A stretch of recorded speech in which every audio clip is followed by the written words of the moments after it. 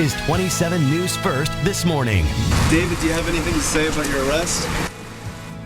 Now at 6:30, a murder suspect talks to 27 News First overnight what he said as he was led to jail. Also on WKYT, workers begin fixing problem areas on a major Lexington road. How that might impact your commute beginning today. And this morning, many are remembering a beloved sitcom actor, the latest on his career. These stories and more, plus breaking news as it happens, coming up on 27 News First this morning. Good morning, everybody, and welcome to 27 News First on WKYT. It's your Monday. Hope you had a great Derby weekend. I'm Bill Bryant. I'm Stacy Ellison. It's the 7th of May. Up and at 'em, everyone. Let's get this Monday started. Hope your day is off to a great start. Weather-wise, it's looking pretty good. It does, but that's for now. Let's check in with meteorologist Todd Borick. Change is coming as we head into the afternoon. Good morning. Especially this afternoon and evening, some of these storms that could develop, be scattered at best this afternoon, but might be strong, possibly severe. But the main event later on this evening and overnight. Taking a look at live First Alert Defender. This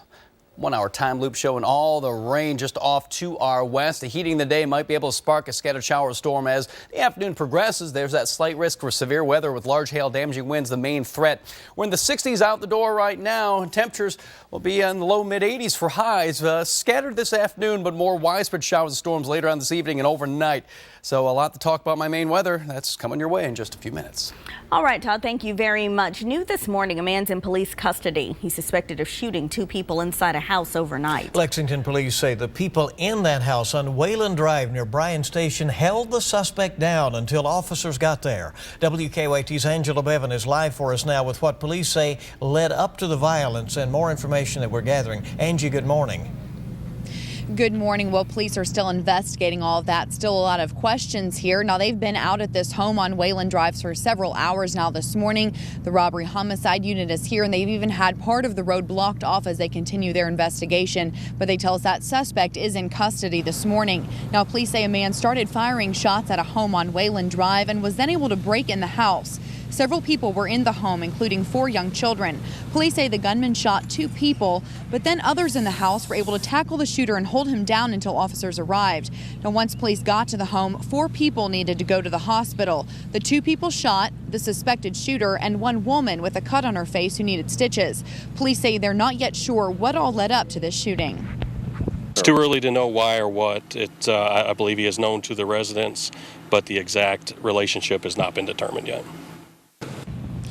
Now, we have learned that the suspected shooter was released from the hospital after refusing treatment and is now at police headquarters. He was taken there for questioning. We've also been told that of the 2 shooting victims, 1 is in critical condition and the other is in serious. Now, police also tell us that all of the children in the home slept through the whole ordeal and they're all okay. So again, police still here at this home on Wayland Drive, still investigating the shooting at this home here, trying to figure out what might have led up to it. Live in Lexington, Angela Bevan, WKYT 27 News First. Angie, thank you. And an autopsy is scheduled for today to determine just how a man died at Churchill Downs. 48-year-old Aiden Fabian Perez was found dead the morning after the Kentucky Derby inside a barn there at the track. Louisville police believe Perez, who was a native of Guatemala, died from injuries sustained in a fight.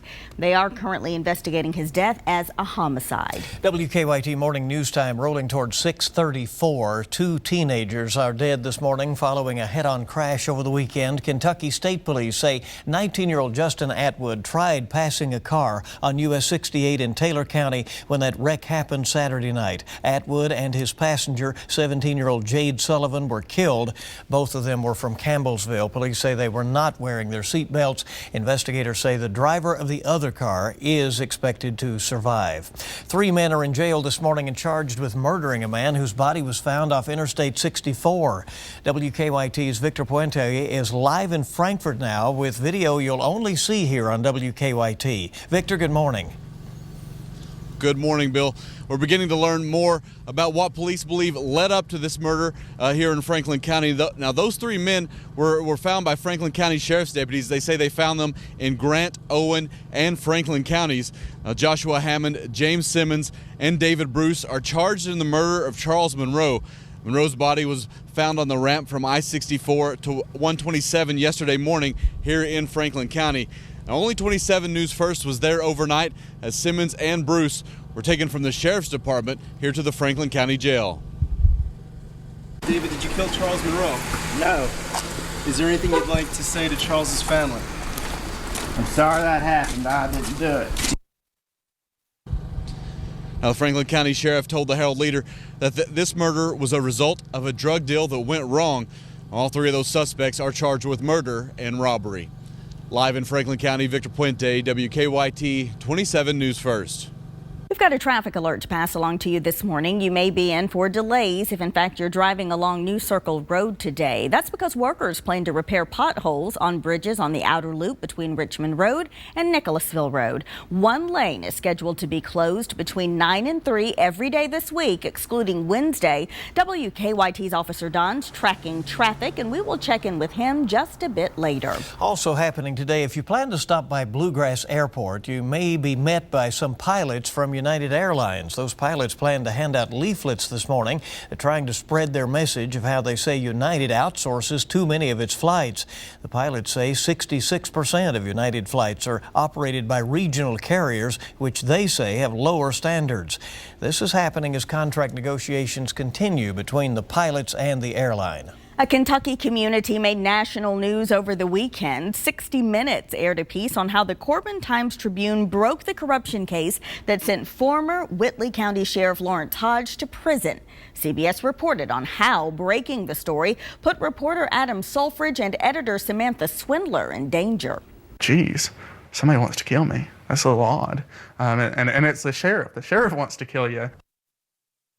Hodge is serving a 15-and-a-half-year sentence in prison. Swindler now works at an Oregon newspaper. Sulfridge graduated from the University of Cumberland and lived there in the community of Williamsburg. It's now 6:37 on WKYT, and deputies arrested a man for stealing a truck from a business. The Laurel County Sheriff's Office says Stephen Williams took the truck from O'Reilly's Auto Parts on March 31st. Williams reportedly told deputies he was on drugs when he stole the truck. He is charged with theft by unlawful taking. A 4-year-old is dead, and police say the child's teenage cousin killed him. Indianapolis police say the 14-year-old stabbed the toddler inside their grandparents' apartment. That teenager is now being held at a juvenile detention center on murder charges. Police have not released any other information about this attack. And Al-Qaeda has released a new internet video showing Warren Weinstein and a captured American aid worker. And in that video, Weinstein tells his wife he's okay. He then pleads with President Obama to agree to the Mujahideen's demand so he can be released. Al-Qaeda has demanded the end to airstrikes in Afghanistan and Pakistan, as well as the release of Al-Qaeda and Taliban suspects around the world. Weinstein was captured last August from his home in Pakistan. An actor who spent 30 years playing a beloved character has passed away. George Lindsay died early yesterday morning in Nashville following a brief illness. Lindsay was best known for his role as Goober on The Andy Griffith Show, as well as on Hee Haw for many, many years. He was 83 years old. And as we mentioned, he was here at WKYT a few years back, and a delightful guy who was less gooberish than you might imagine. Very educated actor in reality, you know. All right, 6:38 is our time, 22 before 7 on WKYT. Let's check in with Don for traffic. Well, collision free right now, and the circle looks great. Of course, we'll have those pothole repairs later on the outer loop of the circle. Expect that after 9 o'clock in the area of Tates Creek Road is where you'll see the slowdowns, but we're going to get through rush hour okay. Let's get a look outside right now, and we'll show you what's happening as you plan to head out the door for work or school this morning. That's New Circle and Liberty, where things are moving great on the inner and outer loops. And your drive times, no wrecks and no delays. Currently, from Nicholasville to the circle is about 16 minutes. Around the circle, in good shape even on the north side between Boardwalk and Winchester Road through all the traffic signals. Should be one cycle of a light. Now back to you in the studio. All right, everything looking good early on this Monday. We thank you, Don. We may have some showers and storms to deal with on the commute home later today. 6:39 is our time, and there's more news from 27 News First this morning on the way. Shoppers are now taking steps after some crimes in some Lexington parking lots. What you can do to protect yourself straight ahead. And some experts say what you think you need to save in retirement may be far less than what you'll really need. How you can get back on track, though, coming up. Quiet start outside, but we're going to be talking about more in the way of showers and thunderstorms. My full forecast right after the break. Now, 27 First Alert weather. Well, good Monday morning after really a relatively pleasant weekend. All the rain and thunderstorms basically moved through from Friday into very early on Saturday. The rest of the weekend was nice. You can still feel the mild and muggy conditions outside right now. Live First Alert Defender showing the lack of precipitation here, but there is a lot of precipitation just off to our west. And that's all headed in our direction. In fact, we are going to see the heating of the day help develop at least a few scattered showers and storms this afternoon and evening. Slight risk for severe weather is issued by the Storm Prediction Center. Large hail, damaging winds, the main threat. Notice southeast Kentucky, you're not in that slight risk, but you're close enough to it to at least be prepared for a couple of showers and storms that may become on the strong side as the day progresses. But the main event really is going to be this evening and overnight. 63 degrees at Bluegrass Airport, some patchy fog outside. Notice the dew point down to 62, so the temperature dew point split is only 1 degree. That's why we have some fog outside. 7-mile visibility in Danville. Same thing in London, down to a quarter mile right now in Ashland. So low-lying areas near bodies of water near the Kentucky River. You're going to notice that the fog will be out there this morning. Temperatures mainly in the low 60s, 61 in London and Middlesboro, 59 in Ashland. One of the reasons why the fog is a bit thicker off to the east. 63 Bluegrass Airport and 63 as well in Danville. So cold front will slowly start heading in our direction. We're still in that warm sector for now. So as this warm front lifts off to the north, you're going to notice the mild and muggy conditions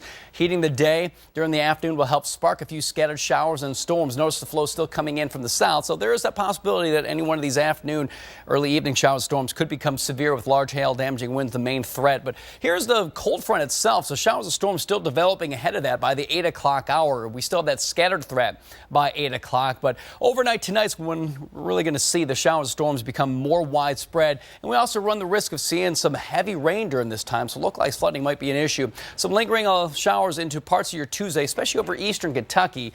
But the general trend is for us to see the showers overnight, early tomorrow, and then eventually be coming to an end. 68 by 8, 78 degrees, chance of a stray shower by noon. Our high today, 84 degrees. Those winds will be out of the southwest at 5 to 15 miles an hour, 84 to the high.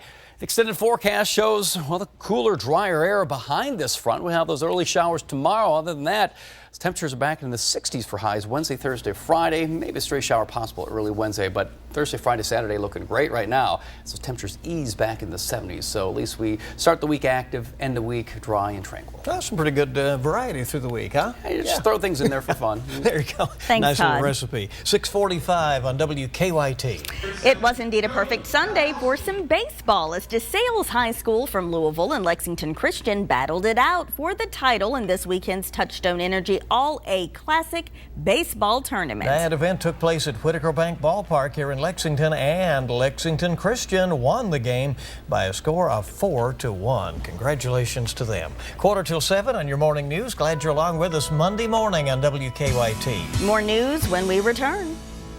I'm Erica Hill. Coming up, we unveil the new Fortune 500. We'll show you the biggest company of them all. Plus, Dr. Phil is here in Studio 57. Coming up on CBS This Morning. Welcome back to 27 News. First at 6:49, we want to update you now on a story we've been staying on top of all morning long. Our crews remain outside the of where 2 people were shot. This is on Wayland Drive near Bryan Station in Lexington. Our Angela Bevan has a call into police to let us know when or if the suspect is to be taken to jail. Apparently, the person was injured in this situation earlier today as well. You see the crime tape still up in that area, and now a wrecker arriving at the scene for some reason as well. So we'll keep you updated as we get more info. Lexington police have already told us the suspect was taken to the hospital after refusing treatment there. He then went to police headquarters for questioning. Again, we don't have his name. Police say one shooting victim suffered critical injuries. The other was seriously wounded. 4 children at the home at the time apparently slept through this entire ordeal. Police say they found 14 meth labs in a home with 2 children inside. Kentucky State Police arrested Michael Cowell, William Davis, and Joseph Young for making meth after they found the labs on Lakeshore Drive in Pulaski County. The children were taken to Cumberland Regional Hospital to be checked out and then turned over to social services. 10 till 7 now, and we now know the name of a man killed in a crash along Interstate 75 over the weekend. The Fayette County coroner says the victim is 57-year-old Gilbert Rosenberg of Berea. Lexington police say Rosenberg went off the road near the Madison County line and hit several trees at a high rate of speed. Well, it's a troubling trend that has police warning women to take care and hold on to their bags. Last week alone, there were 3 purse snatchings reported in Lexington, 2 of them on the same day. Police are still trying to determine whether the crimes could be connected, but the crimes have left women now looking for ways to protect themselves. Stop carrying my purse and I carry my fanny pack. You know, I put in there what I need because I'm actually afraid to carry my purse anymore. But if you have a purse that's like this with a small shoulder strap, the main thing that we ask you to do is to keep it in your arm and kind of keep it tucked around so you can keep a good hold on it. Last week, purse snatchings were reported off Pimlico Parkway as well as in the Walmart parking lots in both the Nicholasville and Hamburg locations. Nicholasville Road, I should say. Police are looking to see if any of the crimes could be connected to another purse snatching last week outside of the Georgetown Walmart. Now to today's first look ahead at what will be making news today. Kentucky First Lady Jane Beshear plans to announce a book donation project to help schools affected by the March 2nd tornado outbreak. Syria is slated to go into its parliamentary elections, but many are skeptical about the success of the event or the turnout as the violent crisis in that country drags on. And it's National Tourism Week. Bluegrass Airport is planned to mark that by offering passengers free admission to the airport's business lounge. A new study shows medical requirements for middle school students helped increase vaccination rates for teenagers. Researchers determined states that require certain vaccinations for students entering middle school showed significantly higher overall vaccination rates compared to states that only inform parents about recommended vaccinations. The vaccines for tetanus, bacterial meningitis, and HPV were only recently recommended for teenagers. 6:52, our news time on WKYT, and there's a new study out this morning showing that Americans will face a 28% income dip in retirement. Fidelity Investments conducted the study and found that while saving habits might be improving, many still have inaccurate ideas about how much money they'll need to retire. Expectations about part-time work, health, and lifespan are all not in line with what current retirees are reporting. But some analysts say there is a little bit of good news. The good news is that we've seen coming out of the financial crisis of 2008 and 2009, the Gen Y generation has actually done a good job, a better job of the Gen X generation of saving for retirement. They're just, number one, not saving quite enough, and secondly, they've become more conservative, and so that affects their asset allocation. And when you have too conservative an asset allocation too early in your life, it makes it harder to retire at the age you want to. So the single biggest thing that a younger investor can do to help themselves out in planning for retirement is get the right asset allocation for their age and circumstance. Now, some additional good news from the experts. They say no matter what your age, there are actions that you can take to better prepare. Consult an expert you trust to evaluate where you are and where you want to be to make the right choices. No surprise at the weekend box office as the superhero flick The Avengers smashed records, bringing in more than $200 million. That is by far the biggest domestic opening in history. It surpasses the previous record set last year at the Harry Potter finale by more than $30 million.